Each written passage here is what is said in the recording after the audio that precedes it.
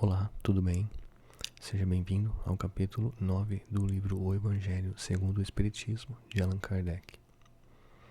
Bem-aventurados os que são brandos e pacíficos, injúrias e violências, instruções dos Espíritos, a afabilidade e a doçura, a paciência, obediência e resignação, a cólera.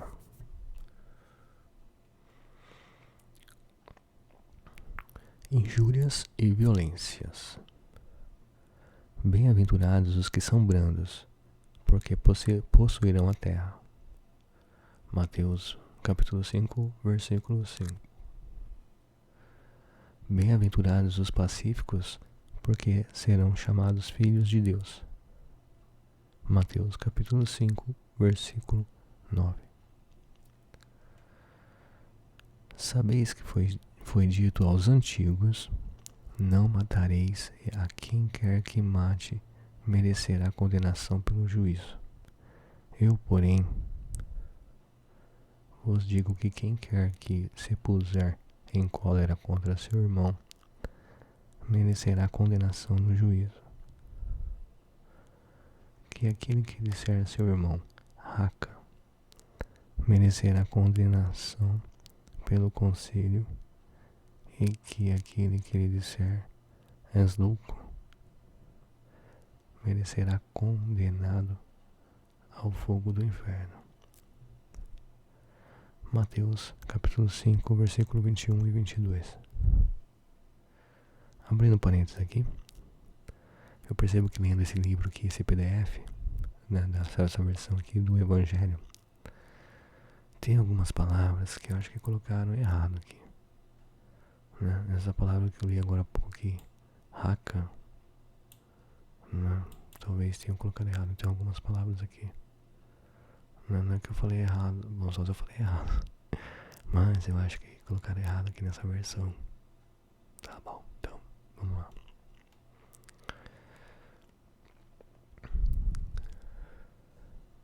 Por estas máximas, Jesus faz da brandura, da moderação, da mansuetude, da afabilidade e da paciência uma lei. Condena, por conseguinte, a violência, a cólera e até toda expressão descortês de que alguém possa usar para com seus semelhantes. Aqui a palavra novamente, aqui eu abrindo parênteses de novo. A palavra raca, não sei o que quer dizer. Não entendi, mas vamos lá. Raca, ou pode ser raça, né? Que não tem um C cedilha. Bom, não sei, vamos lá. Raca, entre os hebreus, era um termo... agora vai vir a explicação aqui da palavra. Então vamos lá. Raca, entre os hebreus, era um termo desdenhoso que significava homem que não vale nada, e se pronunciava cuspindo e virando para um lado a cabeça. Tá explicado. Vai mesmo mais longe, pois que ameaça com o fogo do inferno aquele que disser a seu irmão, és louco. Evidente se torna que aqui, como em todas as circunstâncias, a intenção agrava ou atenua a falta. Mas em que pode uma simples palavra revestir-se de tanta gravidade que mereça tão severa reprovação? É que toda palavra ofensiva exprime um sentimento contrário à lei do amor e da caridade, que deve presidir as relações entre os homens e manter entre eles a concórdia e a união. É que constitui um golpe desferido na benevolência recíproca e na fraternidade. É que entretém o ódio e a animosidade. É, enfim, que, depois da humildade para com Deus, a caridade para com o próximo é a lei primeira de todo cristão. Mas que queria Jesus dizer por estas palavras? Abre aspas. Bem-aventurados os que são brandos, porque possuirão a terra, tendo recomendado aos homens que renunciassem. Eu não fechei aspas, né? Não tô acostumado aqui, mas vamos lá. Eu vou repetir novamente o que está entre aspas. Que Jesus disse. Abre aspas, bem-aventurados os que são brandos, porque possuirão a terra. Fecha aspas. Tendo recomendado aos homens que renunciassem aos bens deste mundo, e havendo-lhe prometido os do céu, enquanto aguarda os bens do céu, tem o homem necessidade dos da terra para viver. Apenas o que ele lhe recomenda é que não ligue a estes últimos mais importância do que os primeiros. Por aquelas palavras quis dizer que até agora os bens da terra são assambarcados pelos violentos, em prejuízo dos que são brandos e pacíficos. Que a estes falta muitas vezes o necessário, ao passo que outros têm o supérfluo. Promete que justiça lhe será feita, assim na terra como no céu, porque serão chamados filhos de Deus. Quando a humanidade se submeter à lei do amor e da caridade, deixará de haver egoísmo. O fraco e o pacífico já não serão explorados, nem esmagados pelo forte e pelo violento. Tal a condição da terra, quando, de acordo com a lei do progresso e a promessa de Jesus, se houver tornado o mundo ditoso, por efeito do afastamento dos maus.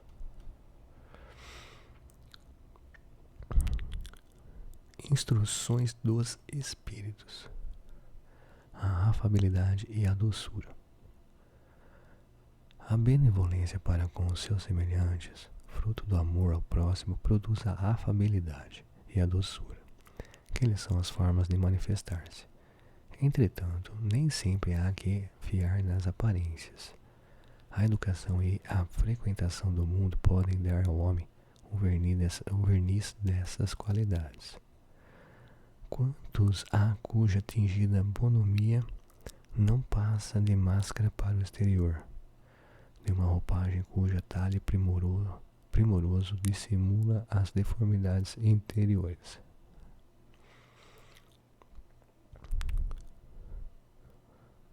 O mundo está cheio dessas criaturas que têm nos lábios o sorriso e no coração o veneno, que são brandas desde que nada as agaste, mas que mordem a menor contrariedade, cuja língua de ouro, quando falam pela frente, se muda em dardo peçonhento quando estão por detrás. A essa classe também pertencem esses homens de exterior benigno que, tiranos domésticos, fazem que suas famílias e seus subordinados lhe sofram o peso do orgulho e do despotismo.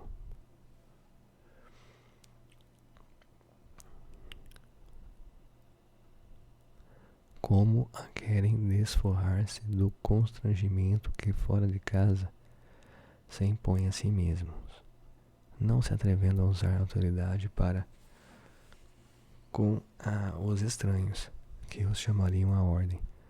Acham que pelo menos devem fazer-se temidos daqueles que lhes não podem resistir. Envaidecem-se de poderem dizer: aqui mando e sou obedecido, sem lhe ocorrer que poderiam acrescentar: eu sou detestado.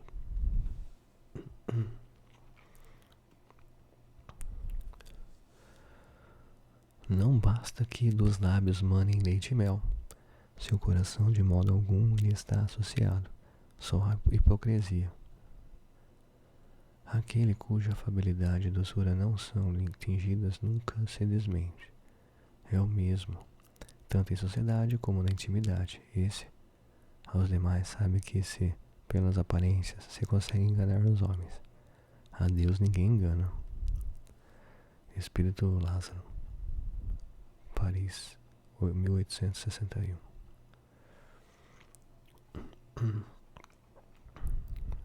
A paciência. A dor é uma bênção que Deus envia a seus eleitos. Não vos aflijais, pois quando sofrerdes, antes bendizei Deus onipotente que, pela dor, neste mundo, vos marcou para a glória no céu. Sede pacientes. A paciência também é uma caridade e deveis praticar a lei da caridade ensinada pelo Cristo, enviado de Deus. A caridade, que consiste na esmola dada aos pobres, é a mais fácil de todas. Outra há, porém, muito mais penosa e conseguintemente muito mais meritória: a de perdoarmos aos que Deus colocou em nosso caminho para serem instrumentos do nosso sofrer e para nos porem à prova a paciência. A vida é difícil, bem eu sei. Compõe-se de 1000 nadas, que são outras tantas picadas de alfinetes, mas que acabam por ferir. Se, porém, atentarmos nos deveres que nos são impostos, nas consolações e compensações que, por outro lado, recebemos, havemos de reconhecer que são as bênçãos muito mais numerosas do que as dores.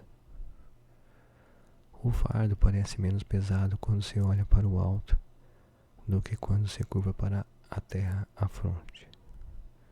Coragem, amigos. Tendes no Cristo o vosso modelo. Mais sofreu ele do que qualquer de vós e nada tinha de que se penitenciar, ao passo que vós tendes de espiar o vosso passado e de vos fortalecer para o futuro. Sede, pois, pacientes, sede cristãos. Essa palavra resume tudo. Um espírito amigo, Havre, 1862. Obediência e resignação. A doutrina de Jesus ensina, em todos os seus pontos, a obediência e a resignação, duas virtudes companheiras da doçura e muito ativas, se bem os homens erradamente as confundam com a negação do sentimento e da vontade. A obediência é o consentimento da razão. A resignação é o consentimento do coração. Forças ativas ambas, porquanto carregam o fardo das provações que a revolta insensata deixa cair. O pusilânime não pode ser resignado, do mesmo modo que o orgulhoso e o egoísta não podem ser obedientes. Jesus foi a encarnação dessas virtudes que a antiguidade material desprezava. Ele veio no momento em que a sociedade romana perecia nos desfalecimentos da corrupção. Veio fazer que, no seio da humanidade deprimida, brilhassem os triunfos do sacrifício e da renúncia carnal.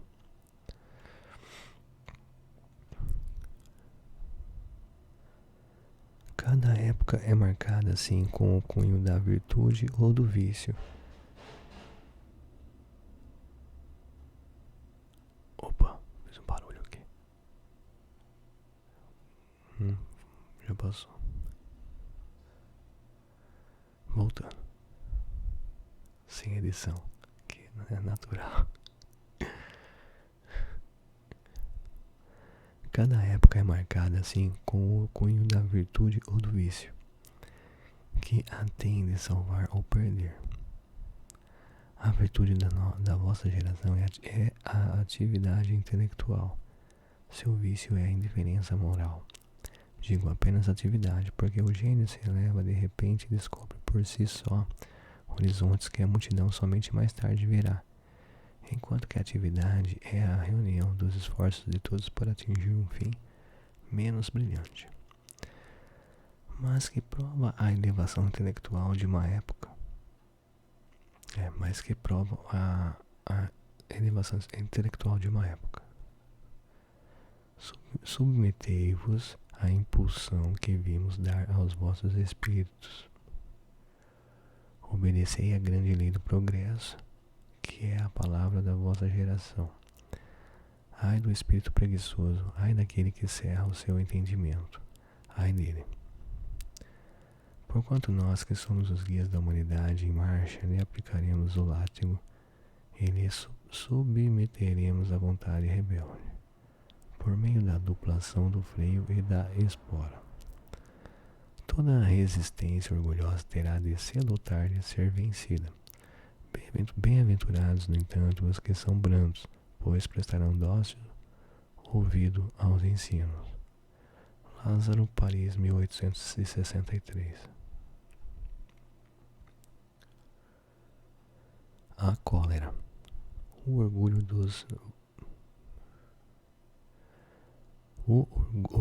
vos induz a julgar-vos mais do que sois, a não suportardes uma comparação que vos possa rebaixar, a vos considerardes ao contrário tão acima dos vossos irmãos, quer em espírito, quer em posição social, quer mesmo em vantagens pessoais, que o menor paralelo vos irrita e aborrece.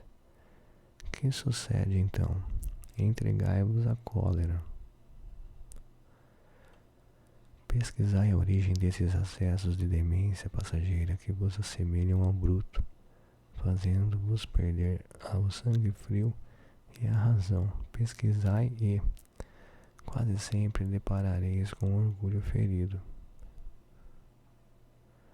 que é o que vos faz repelir, coléricos, os mais ponderados conselhos, senão o orgulho ferido por uma contradição.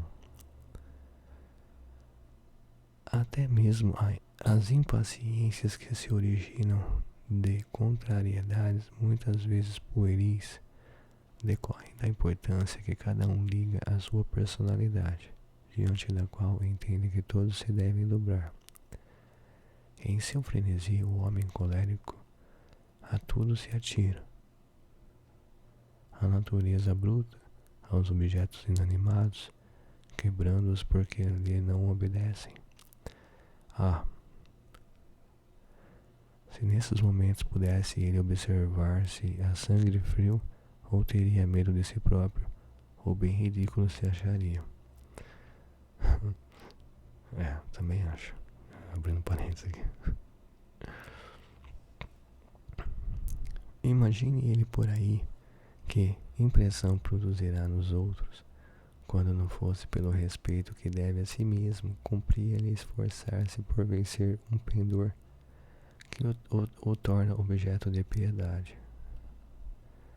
Se ponderasse que a cólera a nada remedeia, que lhe altera a saúde e compromete até a vida, reconheceria ser ele próprio a sua primeira vítima. Mas outra consideração, sobretudo, deverá contê-lo, a de que torna infelizes todos os que o cercam. Se teu coração não lhe será motivo de remorso fazer que sofram os entes a quem mais ama. E que pesar mortal se num acesso de fúria praticasse um ato que houvesse de deplorar toda a sua vida. Em suma, a cólera não exclui certas qualidades do coração, mas impede se faça muito bem e pode levar à prática de muito mal. Isso deve bastar para induzir o homem a esforçar-se pela dominar. O espírito, no caso, dominar a cólera, o nervoso, as emoções.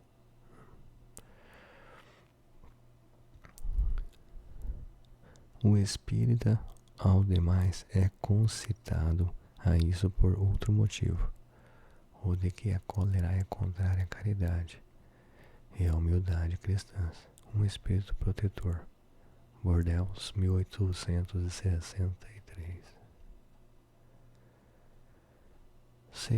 Segundo a ideia falsíssima de que lhe não é possível reformar a sua própria natureza, o homem se julga dispensado de empregar esforços para se corrigir dos defeitos em que de boa vontade se compraz, ou que exigiriam muita perseverança para serem extirpados. É assim, por exemplo, que o indivíduo, propenso a encolerizar-se, quase sempre se desculpa com o seu temperamento. Em vez de se confessar culpado, lança a culpa ao seu organismo, acusando a Deus dessa forma de suas próprias faltas. É ainda uma consequência do orgulho que se encontra de permeio a todas as suas imperfeições. Indubitavelmente, temperamentos há que se prestam mais que outros a atos violentos, como há músculos mais flexíveis que se prestam melhor aos atos de força. Não acrediteis, porém, que aí resida a causa primordial da cólera e persuadi-vos de que um espírito pacífico, ainda que num corpo bilioso, será sempre pacífico, e que um espírito violento, mesmo no corpo linfático, não será brando. Somente a violência tomará outro caráter. Não dispondo de um organismo próprio, a lhe secundar a violência, a cólera torna-se-á concentrada, enquanto no outro caso será expansiva.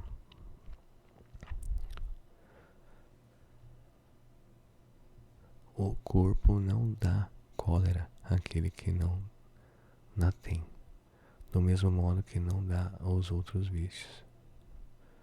Todas as virtudes e todos os vícios são inerentes ao espírito, a não ser assim onde estariam o mérito e a responsabilidade. O homem deformado não pode tornar-se direito, porque o espírito nisso não pode atuar, mas pode modificar o que é do espírito, quando o que quer com vontade firme. Não vos mostra a experiência, a vós espíritas, até onde é capaz de ir o poder da vontade, pelas transformações verdadeiramente miraculosas que se operam sob as vossas vistas. Compenetrai-vos, pois, de que o homem não se conserva vicioso, senão porque quer permanecer vicioso, de que aquele que queira corrigir-se sempre o pode. De outro modo, não existiria para o homem a lei do progresso. Hahnemann, Paris, 1863. E aqui termina o capítulo 9. Até o próximo. Tchau, tchau.